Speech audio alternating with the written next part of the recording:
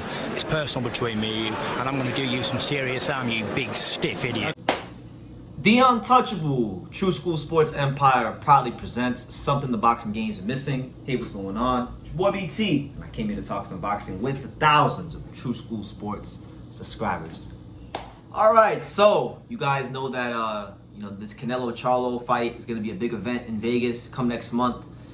And I listen. I'm not a hater. Contrary to popular belief, I'm not a hater. When a promoter, when a boxing company / entity is putting on a great event for the fans and giving people the match that they want to see, I give credit where credit is due. So shout out to Haymon, shout out to PBC and the fine folks over there, Tom Brown and the whole staff. They're doing their damn thing, because this fight right here is a fight that I don't think anybody could complain about in boxing. Now this is going to be the co-main event on Canelo versus Charlo. It's going to feature two of the top contenders at 154, and I would also say two of the more explosive southpaw power punching fighters in boxing.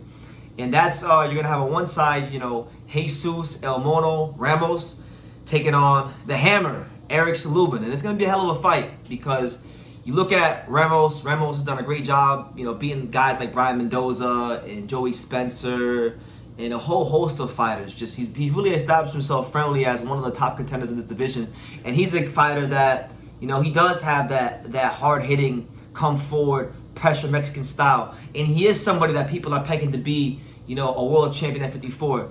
But then you look at the other side, look at a guy like Erickson Lubin. Erickson Lubin's a Florida boy. Not South Florida, but from Central Florida, Orlando boy. So very familiar with Lubin. This is a guy that many people years ago were talking about when he turned pro. I think it was like 17 years old. He turned pro very early. Didn't go to the Olympics. Signed with Mike Tyson Productions, and there was a lot of pressure on the young man early in his career. And they fast-tracked him to a world title opportunity against Canelo Charlo, to where he got stopped in one round. Rebuilt himself back up over the course of a few years, and then had one of the best fights of the last couple years with Sebastian Fundora, and then lost that fight, got his face rearranged, but still gave a valiant effort. And then, recently he won a very fun rivalry fight and dominated Luis Arias. So he's trying to become world champion and prove the people that believed in him right? So when you put these two guys together, I think you got a great fight.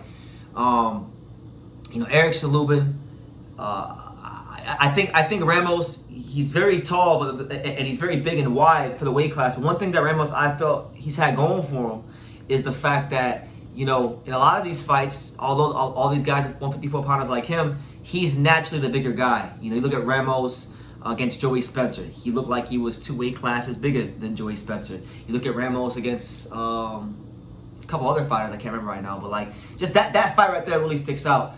I don't think he's going to have that big of a size advantage in this particular outing against, Erickson Lubin. So when you look at the rankings, right, of what this fight could mean, Jesus Ramos is knocking on the door of a world title shot. So whether you're, Jamel Charlo, or if the belt's fragment, he wins this fight, you're going to have to see him. Right now, Ramos is ranked 5 in the WBO. He's ranked number 3 in the WBA, or no, 3 in the IBF.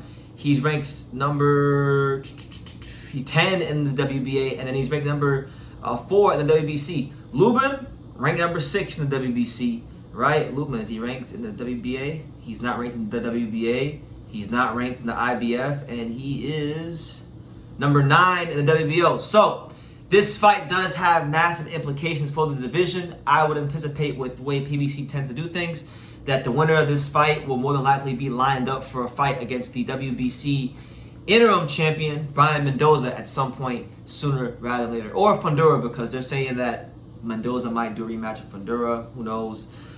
Maybe he fights Tim Tszyu. Who knows? But I think they're going to go the WBC route, right?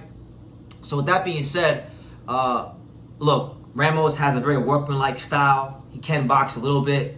But his strength is in his physical strength and his ability to push you back and make you fight more than you want to, which is going to be very intriguing, because we saw in the Fundora fight when Fundora was able to push Lubin back, Lubin's pipes were eventually bursted. But again, that's a different type of a fighter. Fundora is an anomaly. He's 6'7". He barrels down on top of you, and he just continues come forward and never stops. Ramos is the same thing, but he's a short, he's a more normal sized fighter. So it'll be very intriguing. I think the fight within the fight is, how can Lubin neutralize the work rate of a guy like Ramos, and how can Ramos offset the counterpunching of Lubin? Because look, Lubin is going to look to counterpunch. I think Lubin, if he's smart and he has a good game plan with Kevin Cunningham, his game plan will be to counterpunch and look for the right shot and look to set up the right shot against Ramos.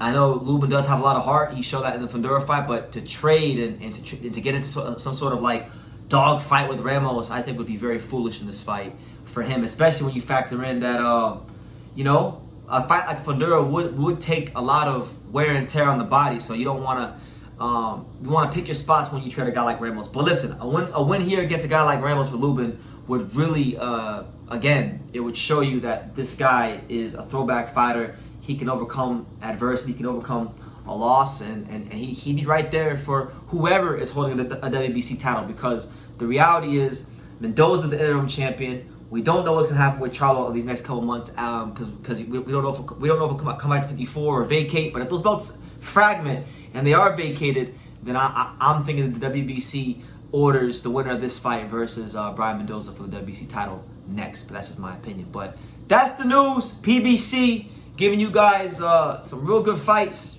A co-main event has been announced. Jesus Ramos in the biggest fight of his career against former world title challenger and fellow top contender, Orlando, Florida's very own, the Hammer, Erickson Lubin. So it should be a good fight. Looking very forward to it. Let me know what you guys think. How you guys seeing this fight?